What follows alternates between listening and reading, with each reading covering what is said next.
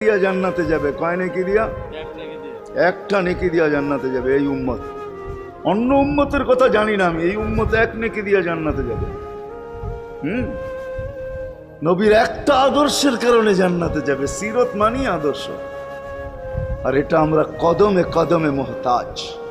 কেননা এই ছোট জীবনটা যদি গ্রহণযোগ্যতা পর্যন্ত পৌঁছাইতে হয় আল্লাহর কাছে, চাই নারী হই, চাই যুবক হই, চাই বৃদ্ধ হই, যেই মানুষই হই না কেন, যেখানেরই হই না কেন, যেই বাসারই হই না কেন, যেই বর্ণেরই হই না কেন, যেই পেশারই হই না কেন, যেই সোসাইটিরই হই না কেন, এই জীবনটাকে যদি গ্রহণযোগ্যতা পর্যন্ত পৌঁছাইতে হয় কার কাছে? দুনিয়া আলাদের কাছে না, মালিকের কাছে, যিনি এক ফোঁটা পানির থেকে অস্তিত্ব দিছেন, যার কাছে আবার আমাদেরকে ফিরা যেতে হবে।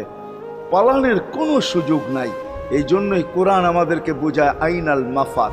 আল্লাহ বলতেছে কোথায় ভাগবে তুমি।